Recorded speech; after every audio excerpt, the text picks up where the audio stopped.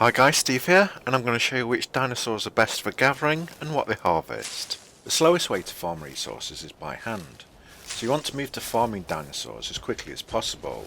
You're going to need a lot of narco berries to tame dinosaurs, so I'd tame a first dino that can farm berries, which is a trike. That will let you gather a lot more berries than you would do by hand. A low level one is best to start with because it's quicker and easier to tame. If you're a beginner and want to know how to tame a dinosaur, you can click this link.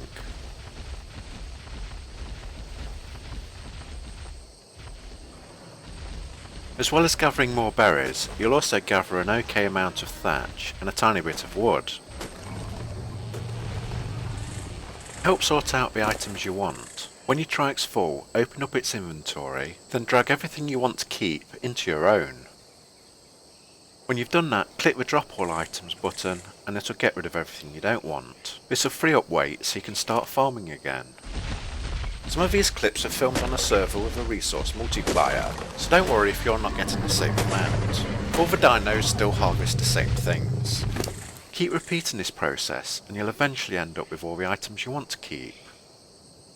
You may become overburdened, which isn't a problem on a friendly server, but if you're on a hostile one where you're likely to get attacked, it might be best to put your items back in your trike once you've emptied out all the ones you don't need. When you're finished and your trike's full of items you want to keep, transfer them all back over to your trike in case you get attacked on the way back to your base. It's quicker doing it that way, then you can just drag over your personal items back to you. Then just head back home to unload. The next dinosaur you want to tame, which is a step up from a trike, is a stego. Again, start off with a low level one, then later when you tame a high level, it will supply enough berries for your tribe. The stego gathers and carries more, but it's a bit slow and it runs out of stamina quickly, so you need to level those up. Use the same sorting technique and again move all the items you want into your own inventory.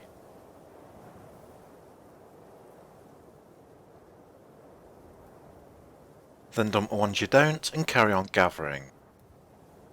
Other farming dinosaurs will eventually get full up, so you'll have to slowly walk back to base. So to enable you to farm more berries faster, you'll want to tame an argent bird.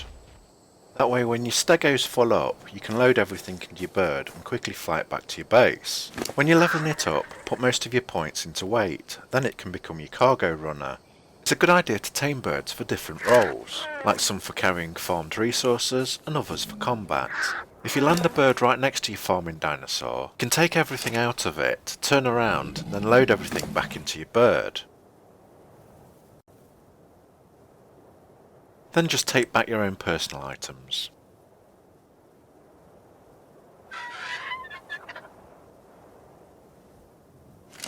Hopefully your farming area isn't too far away from your base, but I would still hide the stego in the trees and put it on neutral in case it gets attacked.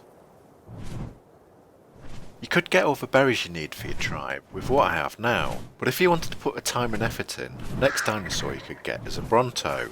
These farm a much bigger area and carry a lot more, but they are pretty large, so you need a base big enough to protect them. You are able to grow the berries you need, but I think it takes too long, and it's much quicker just to take a farming dinosaur out, get the berries you need, then bring them back to base. Later on in the game when you need rare flowers, you can take the bronto down to the swamp to collect them. Brontos are also good at collecting thatch. Because you'll be gathering all your berries of a dinosaur now, you'll start to run out of fibre. So a bit later in the game when that starts to happen, you can tame a big monkey man. These are tricky to tame and take a long while, so you should get your base set up first before you start taming them. You are able to set it off gathering fibre by itself. You can select a range to wander around. Then you go to enable wandering. That'll start it collecting fibre from the plants around it. It will do this by itself, but like any tame creature, it can be attacked by dinosaurs or players, so you need to make sure it's protected. Level up its health and damage so it can fight back. You can also get other dinosaurs to follow and guard it. If you leave it for a few hours and then come back, it'll have thousands of fibre. It's really good because it can get on and do that by itself while you do something else. The other creature that gathers fibre is the bear. It's also a good all-rounder, as it's really strong at attacking, and also gathers berries and meat. As you can see, you have to ride this one, so you collect the fibre manually, unlike the ape. Remember, you tame this a bit later in the game when you've got your essential dinosaurs. Speaking of which, let's move over to the meat gatherers. In the beginning you'd be hungry all the time, so your first good mount and a good meat farmer would be a raptor.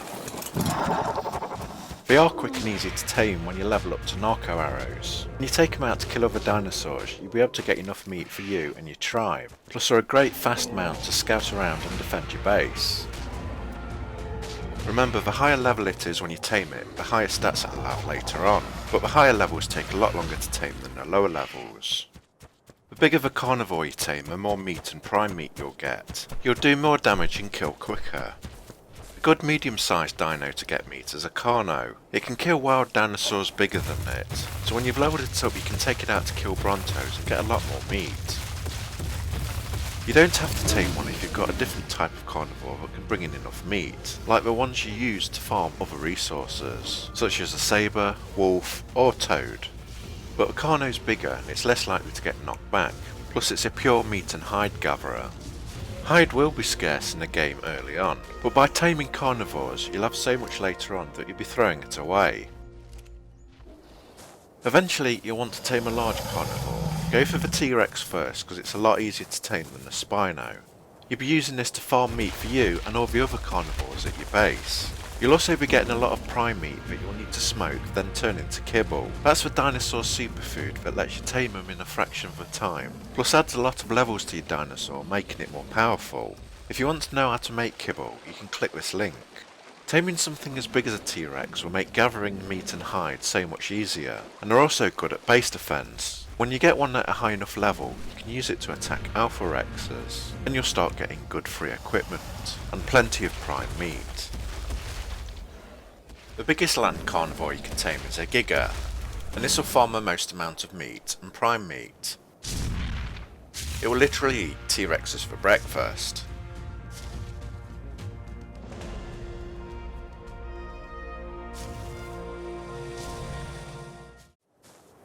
One of the most versatile dinosaurs you can tame is an Ankylo, or Spiky as I call them. Their main purpose is to farm flint and metal, but they also give you a good deal of berries and an okay amount of stone. You'll get flint by breaking down rocks, and that'll also give you some stone. You'll collect berries if there's any plants around you. That's a bit of a pain because you have to keep emptying them out, but on the other hand you can also use this as a berry farmer. You'll also collect a small amount of rare flowers if you're on the side of a mountain, and sometimes you'll get a bit of metal from normal rocks. You can also use them to farm crystal,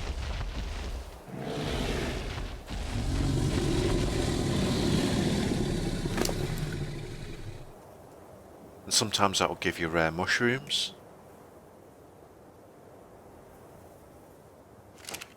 When you press your attack ability it will hit everything around you. So as I farm this metal node, I'll also farm the obsidian to the side of it. So I get a large amount of metal and obsidian. This dinosaur is better at farming all those resources than you would be if you were using metal tools. If you attack trees, it's one of the best dinosaurs to give you thatch.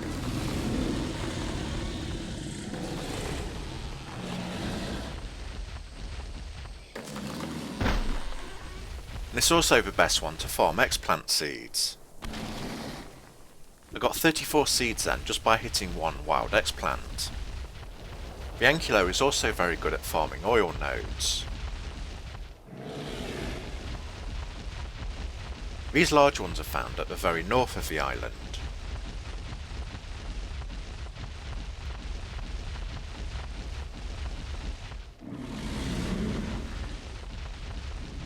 You can also use it to farm the ones that are out to sea, but stay close to land because you don't want to run out of air or stamina because you'll drown, and these dinosaurs take a long time to tame. Just swim down to the oil rock and start attacking it. You can level up its oxygen so it can stay underwater longer. But if you want to farm the oil nodes out to sea, a dolphin in a metal pig is probably best. Or later on in game, you can tame a Dunkleosteus. They're good at chomping through rocks or stone, but their speed and stamina is a bit poor, so they're slow to get around. The best dinosaur to farm a large amount of stone is the one that looks like a cute armadillo. Unlike the ankylo, this doesn't gather anything from plants. When you attack a bush, it doesn't do anything. So you don't have to keep emptying berries out from your inventory. Just go up to the rock and start hitting it. And you'll collect a huge amount of stone. However, if you go up to something else like crystal, you will only get stone from it. No crystal at all. And that's the same if you farm a metal node. Instead of getting metal, you'd only get stone. So you don't really want to do that, as it'd be a complete waste of a metal node.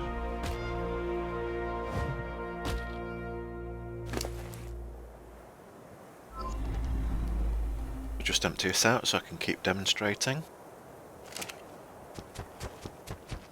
Like I say, you only get rock from crystal, but this dinosaur is the best if you want to farm obsidian nodes.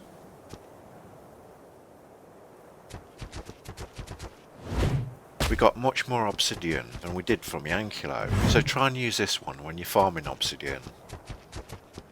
This dinosaur is also one of the best at getting thatch. Plus it has a fun roll that lets you move around quickly. That makes it more enjoyable to farm with this dinosaur than it does with others.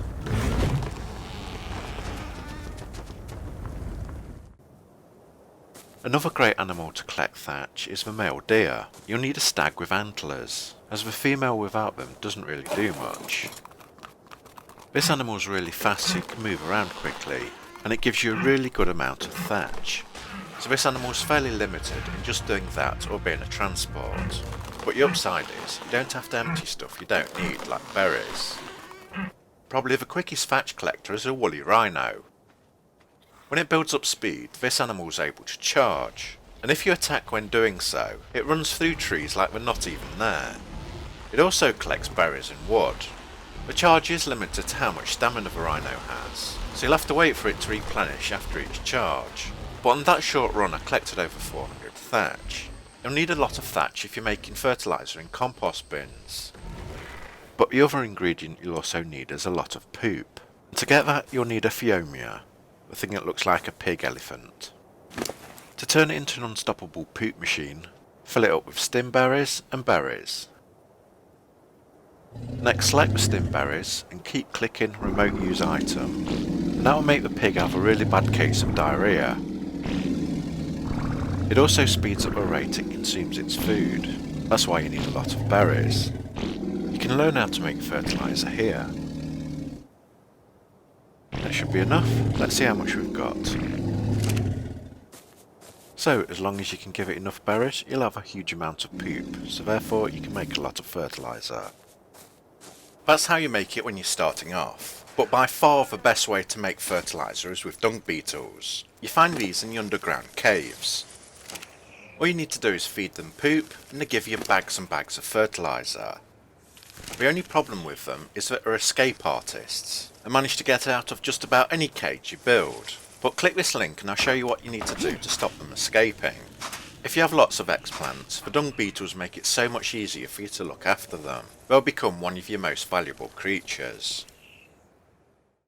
A previous best creature to collect wood was a mammoth, but it does take a really long time to tame, so you won't be able to get one until your base is established, and you've got the resources to do so. Cutting trees down by hand is a pain, even with a metal axe. But as soon as you get a mammoth, that's completely transformed. You can just walk around knocking trees down and collecting all the wood. You'll also gather berries if there's any plants in the area, but the farm radius is fairly small and in front of you. As well as wood, you'll be gathering a small amount of thatch. You won't really need that until you start growing crops. The mammoth is definitely worth getting if you can. You can clear entire forests, or farm a huge amount of wood in just a short time. Also, if you take it down to the swamp, you can farm a great deal of rare mushrooms.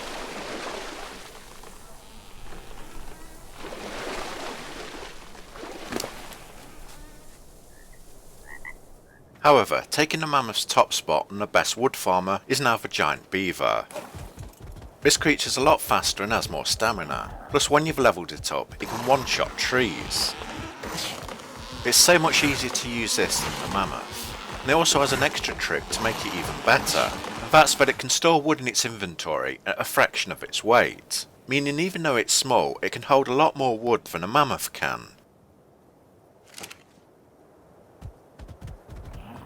Another great thing about a beaver is that the wild ones can create beaver dams. These are a great source of free cementing paste, plus rare mushrooms and flowers and wood. But be careful when you examine one, because you might get attacked by a fluffy wet beaver. You can see how to create a beaver dam farm here.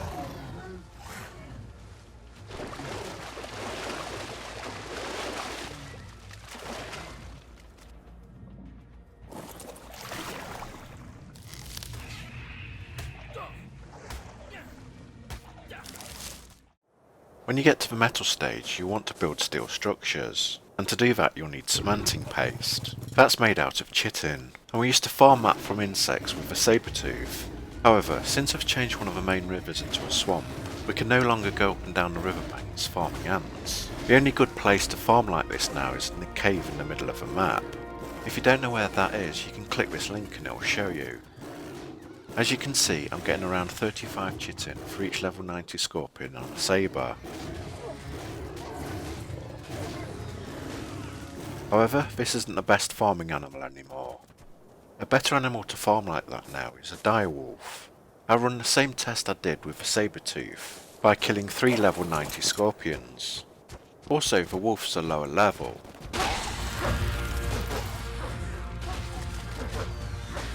I got 61 for that scorpion,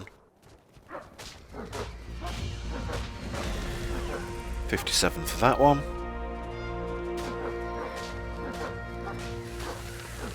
and 51 on that. So if you want to farm like this, it's better to use a direwolf. Also, the wolf is the best animal to use when you're farming pelts from mammoths. You use the pelts to create winter clothing to live in the snow area. Otherwise you'll freeze to death when you go outside in a bad snowstorm.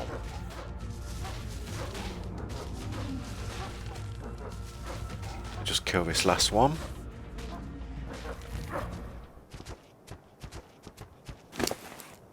And that's how many pelts I got. Anyway, I digress. Like I said, the direwolf is better at farming chitin than the sabre, but I do think there's a better option to make cement paste, and that's to use a toad to farm insects in the swamp. You do get a lower amount of chitin than you would with a direwolf. However, the thing that's vastly better is, you do get the cementing paste directly from the insects, already made. So there's no need to go out and get the stone to make the paste. That will save you a lot of time. If the area hasn't been farmed, hopefully you can find huge groups of dragonflies to kill. I've created a more in-depth video on how to farm like this, that can be found here.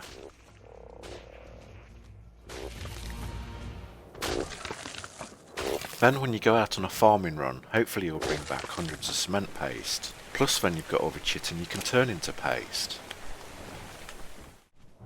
To collect organic polymer, carry a wolf that's set on aggressive to the penguins. This will run around and kill all the penguins, eat a lot of them and collect the organic polymer.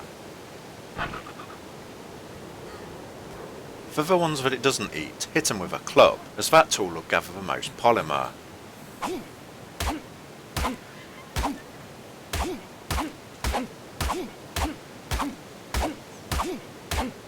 Once you've cleared one iceberg, pick your wolf up and fly to the next.